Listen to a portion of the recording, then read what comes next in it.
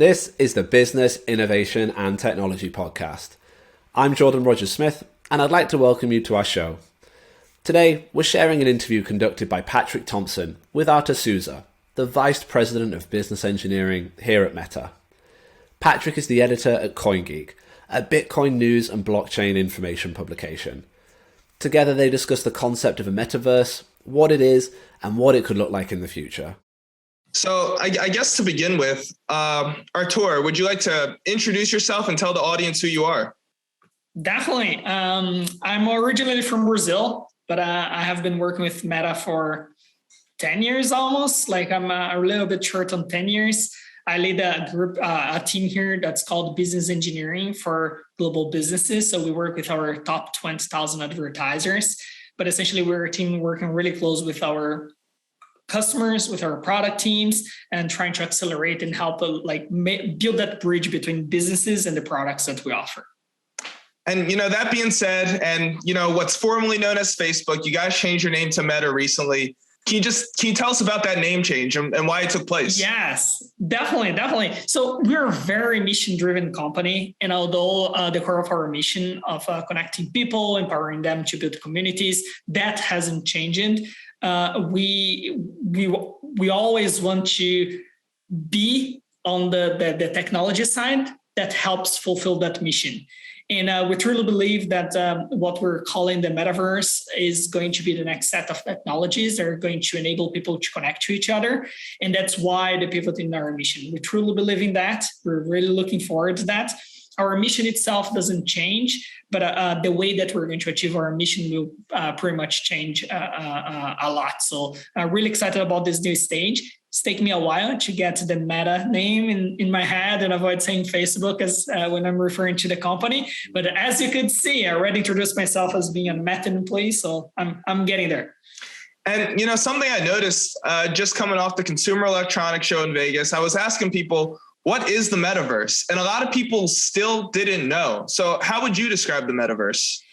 Yeah, and I think for a lot of people, it's hard to describe it because it has meta in the name that just make things like meta and meta discussions. And we could go all day doing jokes about that. But the way that I like explaining it and the way that I explain to my parents, for example, is that for a long period of time, in order to connect people or connect people to businesses, we use the internet.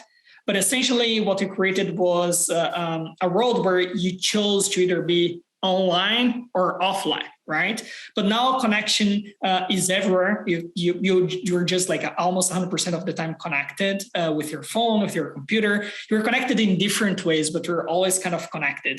And what we're seeing is people, they have to choose where they want to have their minds in, right? I'm either here online talking to you or I'm with my wife on the real world. So I really like to think that the metaverse is us just bringing those two worlds together. And instead of having to choose, we can mix and match them. Of course, you're going to still, when we're working doing video conferencing, being 100% online, but you have the option of mixing those two worlds. And it's really like this layer on top of the internet. It could be translated into a 3D virtual space where you're hanging out with friends. Could be translated into more experiences, playing a game together that's really immersive. But it also could be us having dinner and me being looking at my wife that's next to me in the physical world, but also seeing my friend that's in the other side of the globe, sitting down with us and us having a conversation together. So I really think we're going to have all these different experiences, but the metaverse is really about these new use cases of us bringing those two worlds together. And I guess to create those experiences, it seems like virtual reality and augmented reality will play a significant role in that. Do you see that being the case, or do you think there's going to be other ways to access a metaverse? I really think that's going to be the case, but also it's in addition of. So what we use computers and our phones are all going to be windows into the metaverse. And we're going to choose the hardware that actually makes sense for you. as an example, like the example I just gave, where it's required for me to see my wife in real life, but also see someone that's digitally present, then AR glasses might be the best choice of hardware to experience that. If I'm doing work and then we need like a whiteboard and we just like want to immerse ourselves in that conversation, then maybe I'm going to use my VR glasses, because that's going to give me like the full immersive experience that I need for that. So I really see these as like, for example, wearables, right? Like your watch or your other devices, they're all going to be connected to this metaverse and providing ways for you to experience it. It's just that they will provide you different experiences, and people will choose the one that makes the more sense for them. So if we're in a concert, for example, and all you want to do is just like create content for people who are somewhere else to experience that in the way that they choose, you might just use your phone because that's easier to capture. You just want to be like in the moment. But if you want to experience that concert with a friend, then maybe you go for the AR glasses. So I think we're going to see all these different experiences. What's probably going to be common, that's actually what happened with even the internet, is that we start trying to do in the metaverse things that we do either on digital or physical worlds, trying to mimic that and doing it in a slightly different way. But as we get used to it, we're going to open up like new use cases, new opportunities. You know, we started like a search on the internet by asking people to fill a form and submit it. And then we have a directory, just like we had the yellow pages. Eventually, we transitioned to like automating all of that. So I think we're going to still figure out the new experiences that this new set of hardwares are going to enable. But nonetheless, I really think that you're going to experience it in different hardware. And something I'm wondering in regard to the use cases and the opportunities, do you think people are going to use it more for leisure, or do you think there's going to be more business use cases? Oh, I definitely think like we're going to mix those two. Being honest, right now we see a lot of, even though like we can talk about how consumers have been using the Quest as an example of a hardware for the metaverse to play games and to watch videos and have those experiences. We have seen a lot of businesses already kind of dig into that as well. So we have seen businesses using like AR filters to send a message and to kind of do promotions. We have seen businesses using VR headsets for training. So it's a completely different experience when you get, for example, I think it was Walmart, where they trained a lot of their employees into how to interact and engage with customers in an immersive experience versus, you know, just the slides where they're just consuming that content. Going through that experience, it's really different. And I have heard, I think in my the CS panel that I joined, someone was talking about, for example, training cops, and how like that's very different than just like showing them a video or a photo and having them really experience the situation. So right now, I think we have both use cases, and they're just going to mix each other. As an example that I'm excited about is figuring out what commerce means, right? When we started shopping online, there were a bunch of new experiences that came online.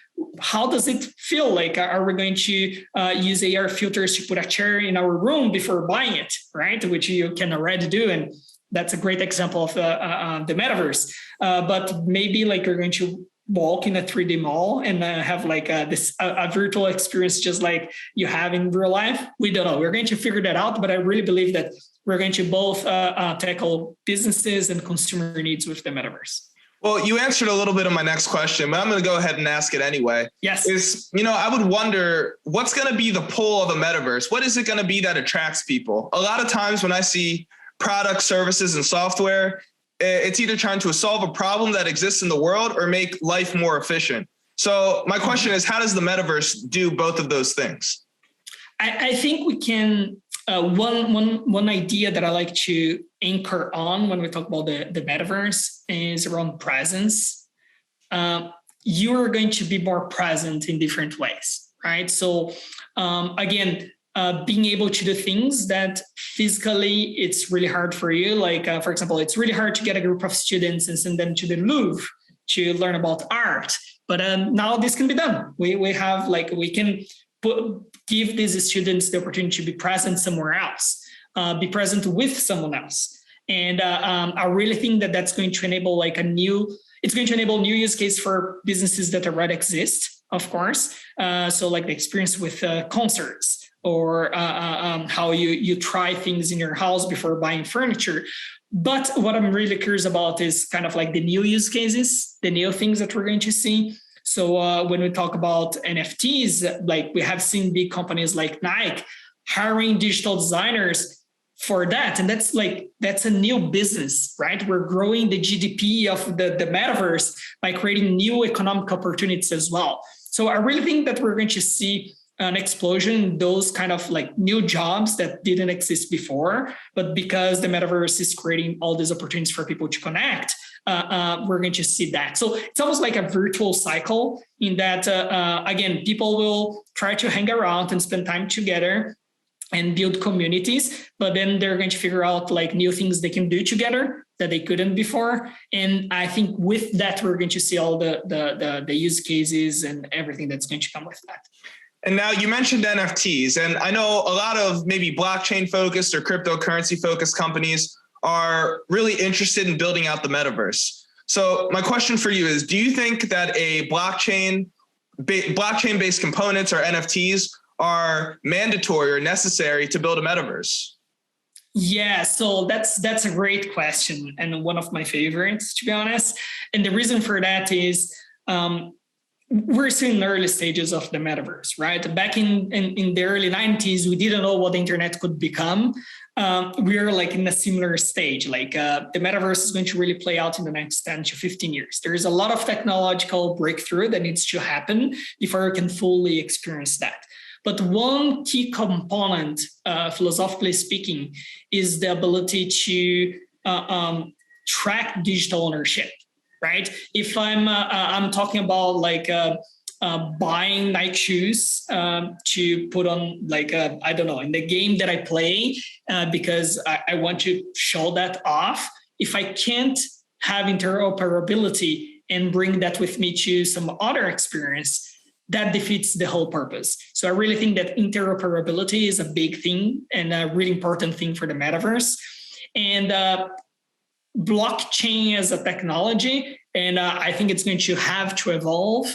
It allows us to start having that. It allows you to buy something digital and track ownership, which is going to allow you to resell it and trade and do a bunch of other use cases that were really hard to do before without this piece of technology. So I really think like digital ownership is an important concept, and also like I would almost call like financial equity, like allowing everyone to be part of the system, right? Like the amount of people in the world right now that they don't have access to the financial system because they're unbanked, it's huge. And if we want the metaverse to really play out, we need to give everyone an opportunity to transact in this world. And I think like blockchain, and with that, like cryptos, NFTs, and whatever comes after or next, they're going to play an important role there. And this is kind of off the cuff, but we know that Meta was working on a sort of cryptocurrency wallet, blockchain-based project. Is that something that we can expect to see more of or learn more about in the future, or kind of where do we stand with that? Yeah, so we have Novi, which is our digital wallet that's built on top of the DIN network.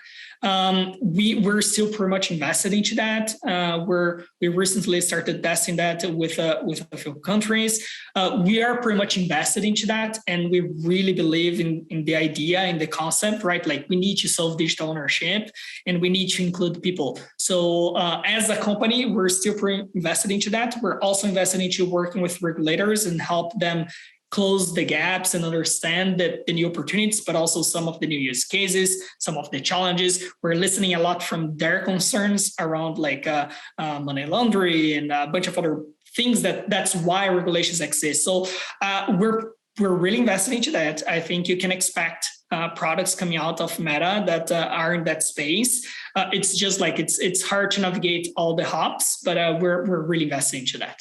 And now back to the metaverse. So many people may or may not know, but Meta has launched a functional metaverse. So can you tell us what it's called, what people can do in game, how it works?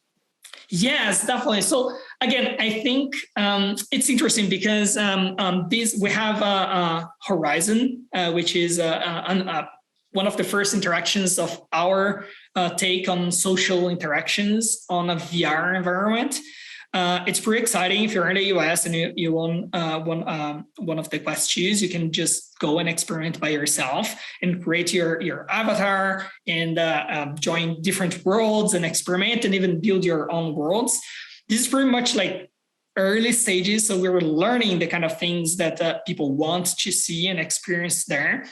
What's really interesting though, when you look at some other games, for example, on Quest, like Population 1 or Onward, which are part of our studio's effort, you see communities already existing there as well. So if you go and play Population 1, you're going to be surprised by the social aspect of it and how people hang together, how they create like real life kind of a physical world meetups so they can meet people from the game. And I think like the real breakthrough will come once we connect all those dots, right? Like when you can experience across these properties, that's going to be like really the play for the metaverse. But right now, I think we have all these different types of experiences. We have Horizons that we just launched, where you can go and build and you can meet people. You can watch NBA games, which is really exciting. I have to say, it's almost like being there.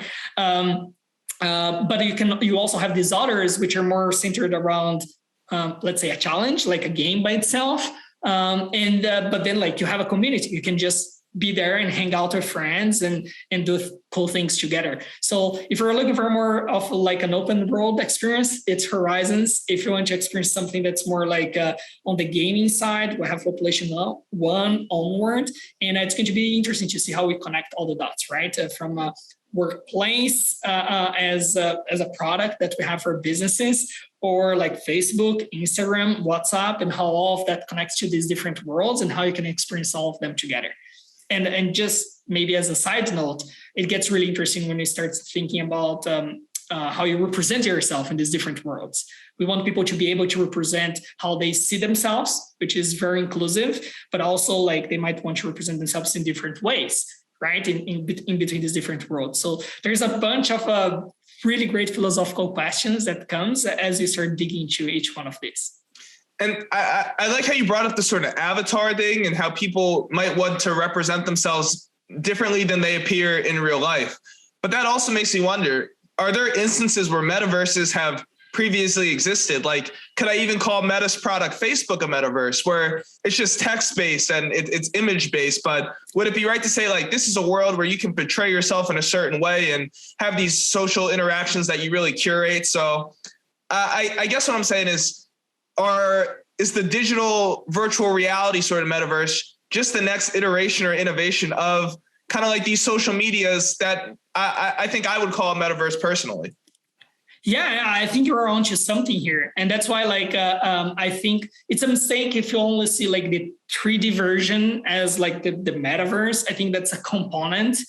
But right now, let's say if you're sitting next to a friend and you pick up your phone to look at Facebook, that's an experience by yourself with your other friends that are connected to you, but that are also on their phones, and like you're connecting that world. But it's almost like you're neglecting the experience of your friend just next to you. By bringing these two things together, what if you can actually like, well, we just launched Reels on Instagram. What if we could experience Reels together? Not just because we're looking at the same phone, but we're also connected to our third friend who is in a different city, right? I think it's all about that, the metaverse, like bringing those two worlds and kind of like mixing them together. And that's why we talk about mixed reality headsets. That's why we have all this new hardware that's going to enable a lot of those. So imagine like going for a run where like, because you're wearing the same watch, you can actually like track the time and the pace of both you and your friend. And with your AR glasses, you can see him. So you can actually run together as if we're there in person, but you're here in California and the other friend is in New York. I think that's pretty much how you describe this, how I would talk about the metaverse. It's really the evolution and building on top of some of the experiences we already have. So I really like how you gave us a glimpse of where things are heading when it comes to a metaverse. But maybe this is a personal belief or something I noticed, but I think there are still obstacles and challenges that lay in the way of mass adoption. So what problems do you believe need to be solved before we see metaverses pick up more traction around the world? Definitely. And just talking about the technological challenges, that's where the timeline of 10 to 15 years comes on, right? Like designing glasses that can actually have the battery power to go through the experiences and last for all of these. Like it's a challenge, right? Like miniaturizing processors and computing and all of that. I do think like we're going to have some breakthroughs, like connectivity is an important one. So 5G already helps a ton. There's more that can be done. We'll need more bandwidth. We're going to need, for example, blockchains that can support the volume of transactions in an efficient manner. We're going to need regulation, like be honest, like we need to have regulation, like laws that tells how things should be treated in this space, rather than companies trying to solve this for the different types of countries we have in the world with very different opinions about matters, right? So I think like the biggest obstacles are definitely like on the technology side.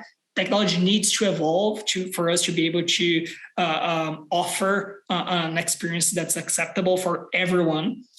We need to democratize access to hardware. Like, well, guess what? If you're only going to have headsets that cost like thousands of dollars, most of the world doesn't make that like in a year, right? So we need to like think how we thought about the internet and really how we democratize the access to all of these, rather than just being like a couple of people having access to it.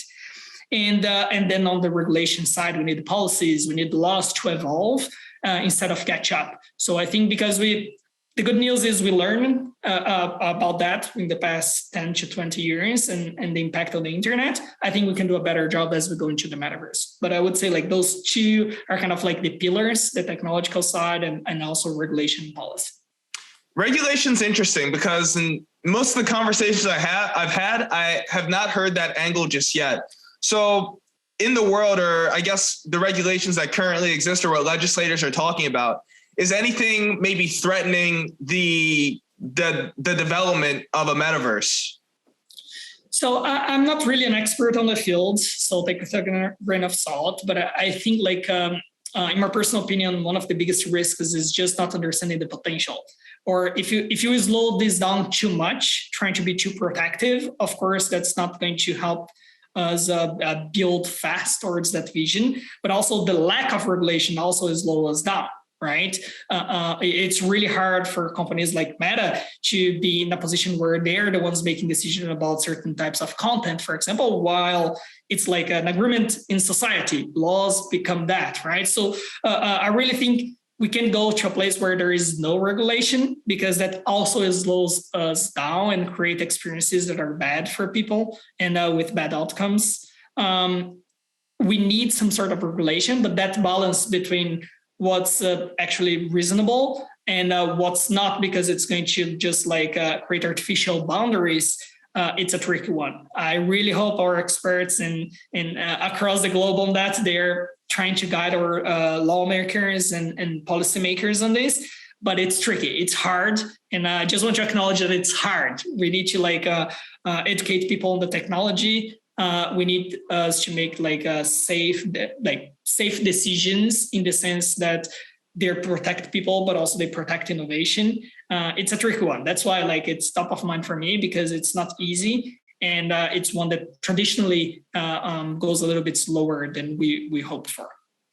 And how long do you think it is before we're all using a metaverse, before we're all playing either a game or we're there for business engagements? I think it's going to be one of those that like, it's not like, well, by the end of the year, everybody's going to experience it. But also like every month that goes by, you're going to have one new experience that kind of, it's like, well, okay, this is new. So similar to what we have seen, for example, with streaming, right? And the impact that had in our lives. It like you could see this coming. So it's not like total surprise, like from one day, like everyone was into streaming. But like it was slowly gaining momentum, and then more players, and then more titles, and all of that. I think we're going to see something similar. if you buy like a Quest 2 headset, right now you can already have some of these experiences that I talked about. Facebook Horizons, you can go to an NBA game, you can watch a concert, you can play Population One, you can have a meeting and actually go to the whiteboard and have that feeling of presence. That's, by the way, is so hard to explain. You have to actually feel that, right? You can also like go on your computer right now and trade NFTs. You can build your own NFTs. Like you can already experience all of these. I think we're going to see more and more use cases as we go. But that's definitely like to fulfill its potential, I think it's going to take another 10 to 15 years. And my final question for you is, do you have a sort of final message, maybe a general message that you'd want to leave the audience with, whether it be something they don't know about metaverses, maybe something they don't know about Meta and what you guys are building over at Meta? What would you leave the audience with?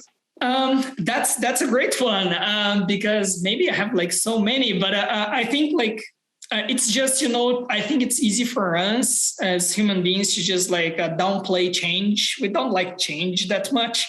So for example, I have seen people saying like, oh, like this piece of technology, like NFTs, like why would someone, instead of like downplaying it, I think if you get to understand and you get to the root of it, right? Like people, they want to express themselves in digital life, just like they want in physical life. So instead of just thinking like, why would someone buy a JPEG? It's more like, okay, what are the uses of this? Why people are collecting this?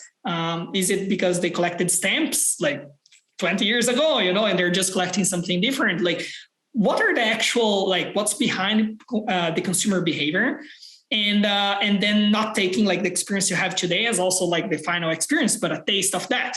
Trust me, connection was really slow in the 90s. Internet wasn't that great. You couldn't do streaming either, but you could do a bunch of other cool stuff that was new, maybe far from its potential. But as technology evolved, you had better computers, then suddenly you could play games together. I remember the first time I played like multiplayer game, and that was exciting, right? So I think we're going to go through that process again. And I think then the sooner you start like getting in touch with that, you're going to see the good of that, and you're going to have ideas on how to experience all of that.